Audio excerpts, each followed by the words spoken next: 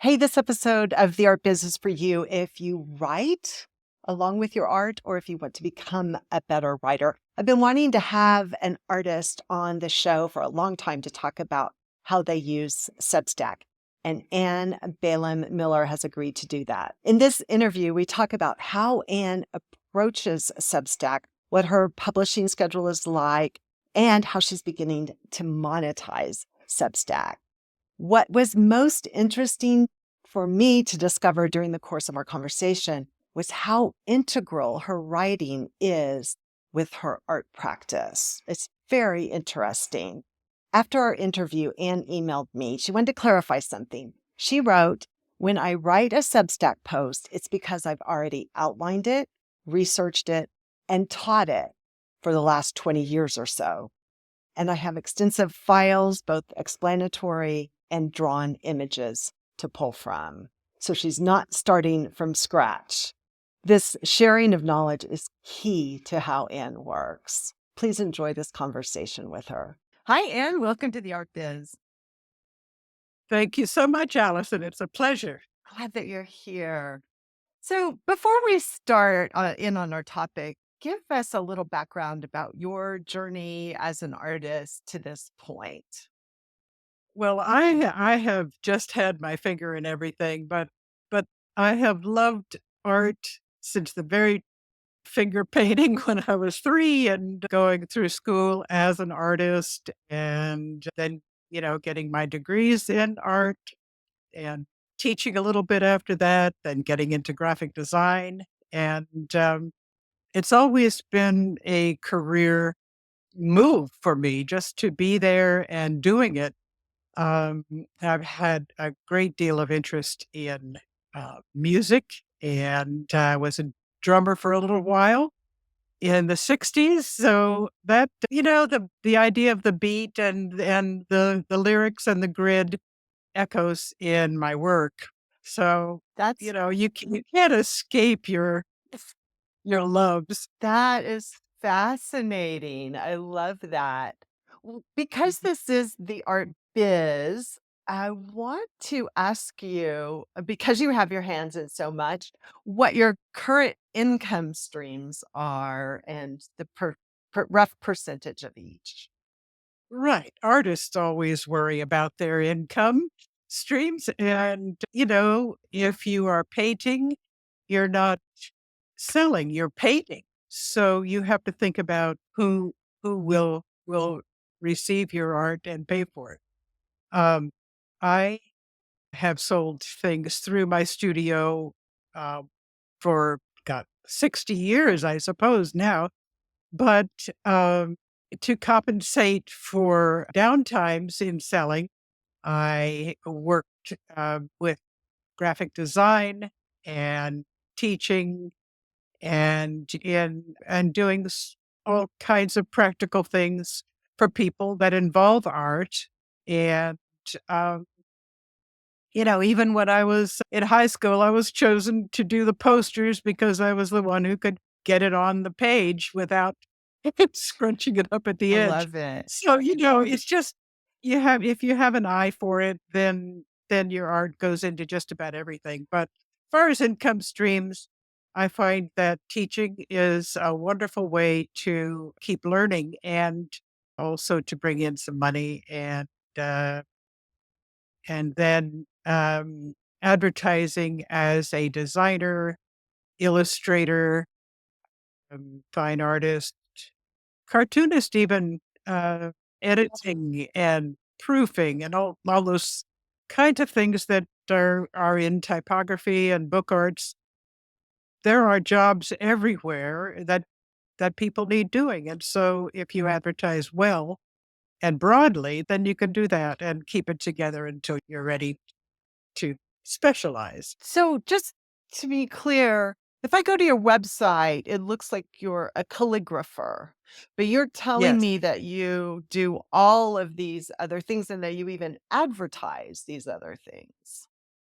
Yes, I do. On my cards, it says fine art and illustration and graphic design, book arts, all those sorts of things. I've even done portraits and I just have a really broad classical background. So I decided to use calligraphy you know, when I was first starting in 1979 is when I hung out my yellow page shingle, and that just kept it simple because other things were developing, and I just would prefer to develop those quietly rather than publicly, so I'd get pigeonholed in something that I started early on.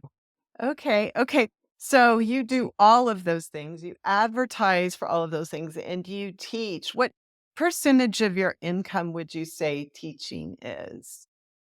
About um, actually not much right Okay. now. Maybe 15%. Okay. And is it online or in person or both? Uh, I have taught online and in person since 2002, and was one of the first people to teach online through Academy of Art in San Francisco.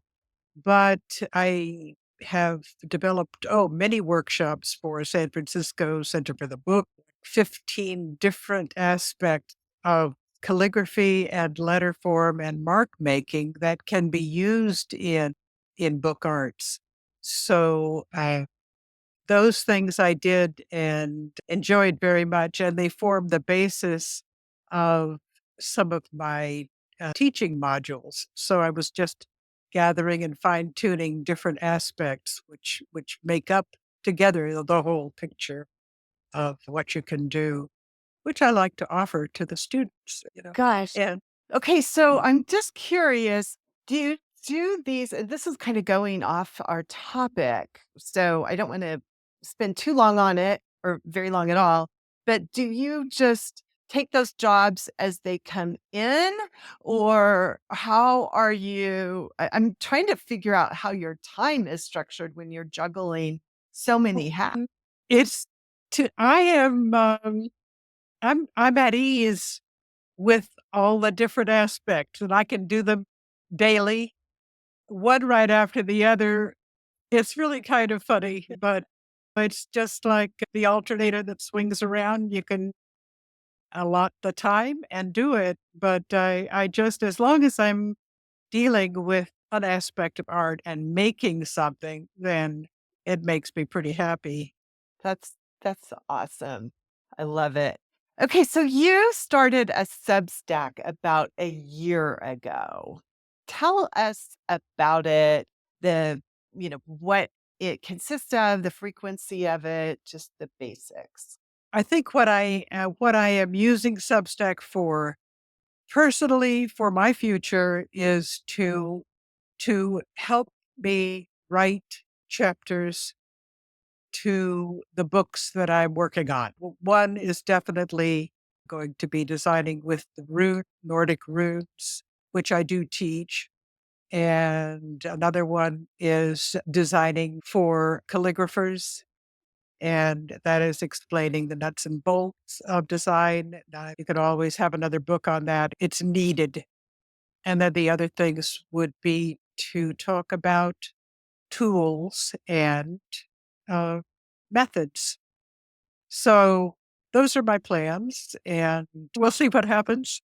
Well, The reason I got into Substack is that I had been reading all my favorite commentators and reporters on Substack and writers, and had been following it and admiring the way it was set up for a long time, couple of years. And then I love staying in touch with everyone I meet um, to some degree. And I thought, well, this will be a wonderful way to offer some things that don't get covered in class, and also to give me a way of unloading my head of these things that build up. These what you think is a great idea. Okay, I will just write about it and we'll see what comes up. And it's a way for me to continue finding out things as we have this wonderful web of yeah. So you weren't writing a blog or an email newsletter before this. um occasionally I would send out something on MailChimp, and I would get some replies back, and that would be fine. But it wasn't enough. Anyway, I love to write, and I like good writing. I love typography. I love clean communications. And I can walk into a restaurant and spot the typo in the menu immediately. So I'm one of those people. It's a curse, isn't it? Yeah, definite curse. So, but you face it. Or you're Pointing like, as I much. can't believe they're using that font. That's another curse. Yes, exactly. What do you write about, and how frequently do you write about it?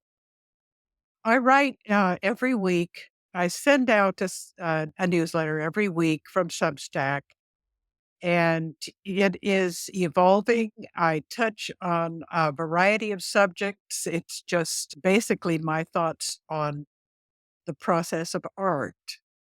And it could be about history or something current or a process, a method, a tool. It could be anything. And each article is wide ranging in that I bring in the history and everything I know about the background. So it makes a complete package. But once a week, and I have organized it so that it's a good deal of it is always free.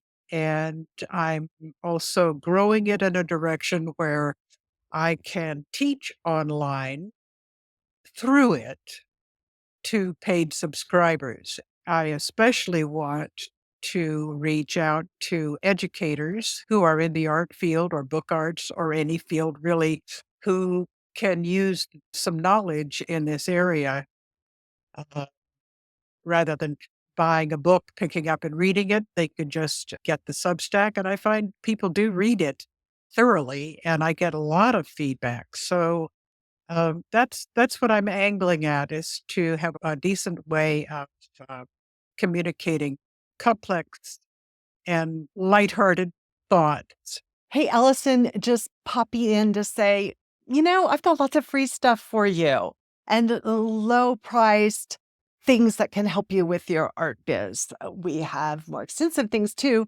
but everything is on the Art Biz Success website. Just go to artbizsuccess.com to see what's available to you. I am especially thinking you might enjoy the how to price your art information. Check it out at artbizsuccess.com. So what is your process for deciding on topics to write about? When I say what is your process, I'm really interested because I know this comes up with my clients and with myself. I'm really interested in how people keep their ideas, how they write drafts and when, and all that. Those kinds of details is what I'm looking for. It's all in my head. I don't really. I'm laughing because I tell people, don't do that. Well, I have addressed so many aspects. I mean, you can tell I've been around a little while. She just pointed to her white hair, by the way, for those of you who can't see it. So I have been involved in so many different things that each one is to me has been fascinating, and each one has pulled me up a level of understanding of art and the world and life and all that stuff. It's the complete action of what you get engaged in. And when you get the job, how are you going to deliver it? All those thoughts that happen are creative, and it involves research and all that. When I have an idea, I'll just write one trigger word. For instance, cola pen. It's something that you can make easily on your own. You can spend $50 for one, or 100 or 150 for a very super pen, but you can make something that'll make the same marks on your own. So if I say cola pen, I have the whole spiel. I could talk for 2 hours on that, and I have the images in my computer that I just put up on Substack, and Okay, it's so just a back up. Wait, wait, snippet of wait. So back up. So you have this idea for how to make a cola pen. And that's your prompt. write it? Do you write a draft about it, or do you just go straight into Substack? I go straight into Gotcha. Substack. Yep. Gotcha. I just dive in and start writing, and I'll rough it out. I'll locate my photos, um, and I will write the introductory paragraph, and and I'll maybe sit on it for a day and or a couple of hours. Well, I get right back to it and fill it out until it's almost done. Then I will sleep on it and correct any typos, reword, make something flow better, uh, use a little more humor instead of being performative or dry. It has to read like a story, and it is a story, but it can be a clunker or it can have some to it. And I'm always going for something with vibrance and something that people can Yeah. take away easily and use. Yeah. When you started Substack, did you take a class in how to do Substack, or did you just figure it out by yourself? I figured it out by myself. We grew up with all kinds of computers, and making them work is that's a lesson in itself. And you can just read instructions and get it. I've been doing this for a while. So I do. I read the directions and then I just go do it. If I have a question, I'll ask the chat person, and I'm good at that. I'll ask them Okay. if I can't find something or if there's a better way to do it. And I still plan to improve my use of Substack. It takes a while to really find out how to make its power Yeah. useful to you. I find it, even as a consumer of it, I find it difficult to use it. So I can't imagine what it's like on the other end. It's just, we're always Yeah, it is complicated, but they do a lot. They do a lot for you. They have a lot of things in the can that help you along. But I have had one person say she just couldn't figure it out, how to work with yeah.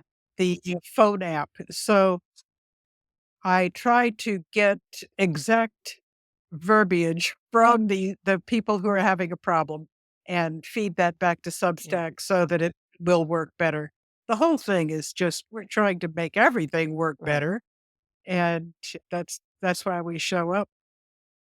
So I'm going to go back to this how you work.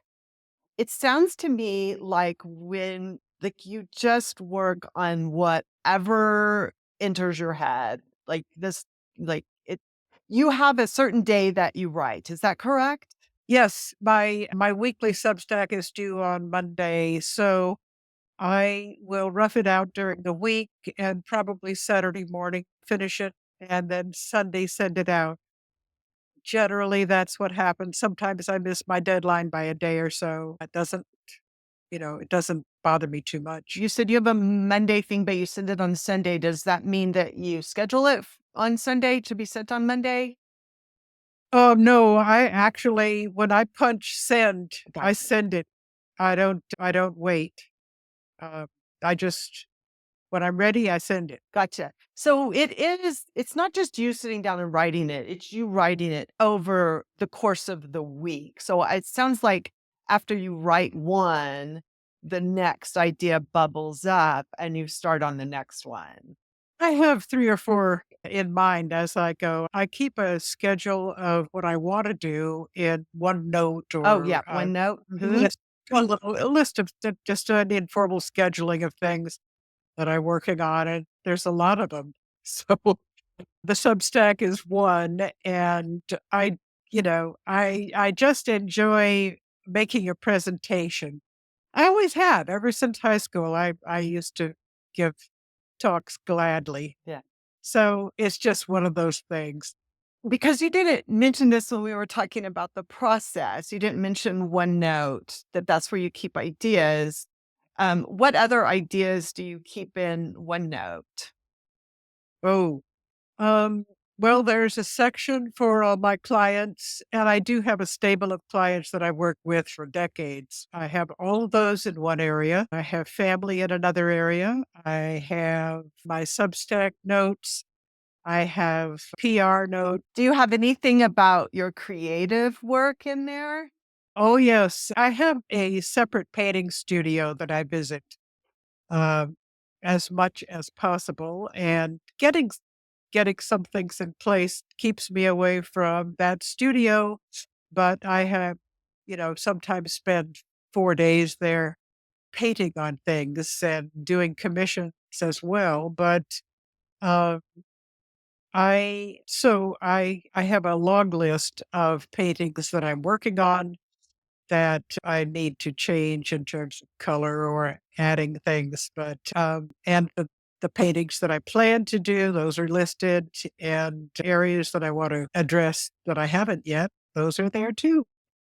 You said earlier that these ideas are in your head. They're not just in your head. You give them a place. Now I need triggers because, you get distracted by life and things, and then you realize it's been a couple of weeks since you thought of something that you wanted to do. How do you So you have remember to, that? Like, yeah, if you don't write it down, it's gone forever for me as far as that's concerned. yes, yes. So I have files, all kinds Yeah. of files everywhere. Yeah. Index.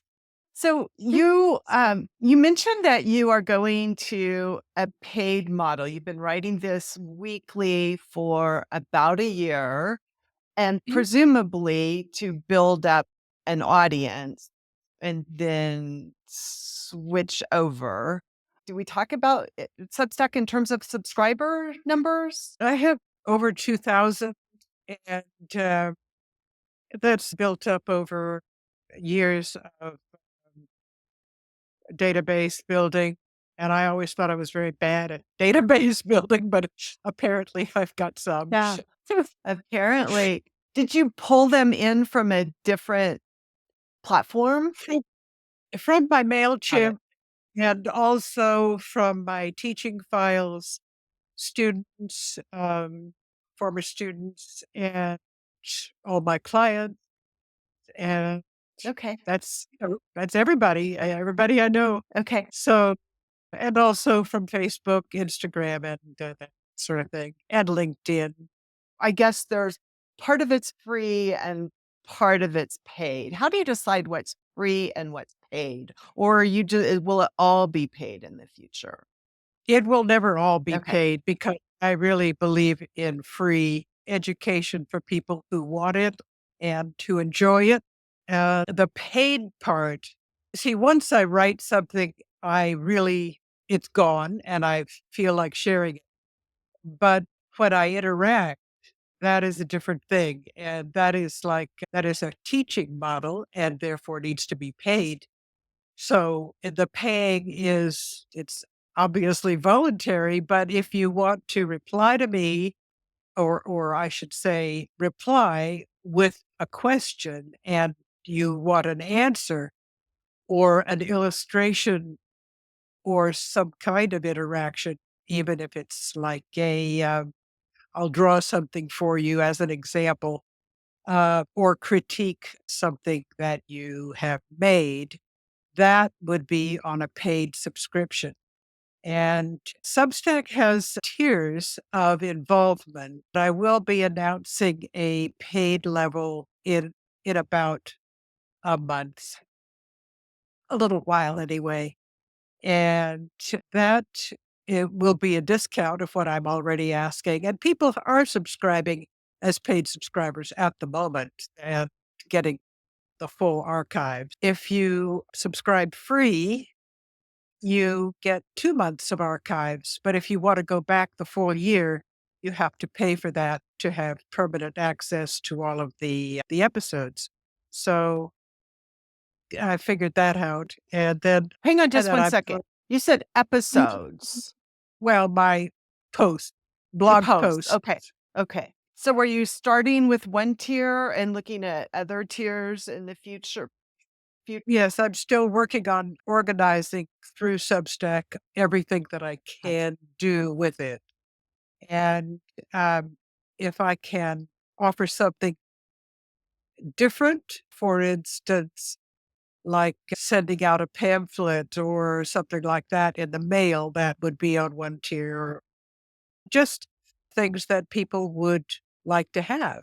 Gotcha. So I'm working on what that is. Do you have any advice for artists who might be considering using Substack? I heartily recommend it because you have the opportunity to find out what you think. Once you see it in print, it directs you to what you're doing in the future, what you're planning to do. It's a link between what you have done and what you will do. It's very much in the present, but it contains both aspects of of your life, what you've done, and then what you hope for. So it's a hopeful Well, thing. let me ask you something else about that. How is it a link between what you've done in the past and what you're going to do? It just depends on how you use it, right? Or No, you use it, but it is writing. So it's inventing at the same time as being based in reality. It's not fiction, but it is a a virtual performance. just say more about You that, a virtual performance. you have your past, and in terms of visual art, we're talking about art. Art is a construction, and but it's also an expression of how you feel and how you actually what your touch is. So it's an immediate thing as well as a cerebral um, structure. So it's wonderful because it massages your brain while you try to make your thoughts intelligible and then follow them down the road to make them make sense to anyone, not yourself. So it's about clear communication, and it's a satisfying thing. It just, when you get it put in its little nutshell, it becomes just a beautiful thing to me, and it should be for everyone who creates a Substack presentation. It sounds like your writing, your use of Substack is very much part of your creative process. Yes, Yeah. yes. You find out well, in looking back over what to talk about. I will focus on things that I've done that stand out to me as being very valid. You could have a painting that just didn't make it over the hump. And why think about it? It's gone. Some people burn them, slash them to bits, or just reuse the canvas. That doesn't work because you can still see it under there. But anyway, you ignore what is not worth your attention. And that is a culling process that is very, very useful to an artist. Yeah. You're not overwhelmed by the myriad of things. You know. Right. I would say it's not for everyone. I have many artists who would never commit to writing that much, and yet I know Yep. how helpful it would be with them for them if they did it just for themselves, if not for the whole world. Yeah. But Well, artists are made differently. yes, exactly. Exactly. But it sounds like it's so integral to what you do that I kind of wonder where this all went before Substack. Ah, well, it didn't, except in the classroom. You're standing up and you're writing in the air by speaking. My husband calls me the great pontificator. So anyway, can be taken to task for whatever talent you have. And you just have to accept that. But the reason I do it is because I see artists growing up who don't understand, there's something they don't get that's showing up in their work, and they're proud of their work. But I could tell them something that would make their work better if they knew that thing. So that's, you know, it's it's just something about balance and focus, and that I want to communicate and that I enjoy communicating. But, you like to show off a little bit too. It's a way of exhibiting your work and getting bragging rights over this or that, and seeing how it looks on the screen. How are you going to do that if you don't put it up there? I think that is a perfect place to stop. Thank you so much for sharing your story and for your beautiful Substack. It really is. The photos, everything is really beautiful. So thanks for being here. Thank you so much, Alyson. It's a pleasure. Hey, I hope you enjoyed that conversation with Anne. And if you are thinking about writing, I just want to encourage you to do more of it, especially if you enjoy writing. It could be one of your superpowers and one of those things that sets you apart from other artists. If you ever want to listen instead of watch the Art Biz here on YouTube, you can subscribe or follow me on any of the major and probably minor podcast platforms. Just look for the Art Biz. The show notes, description, links, and everything are below. And I hope to see you on an upcoming episode.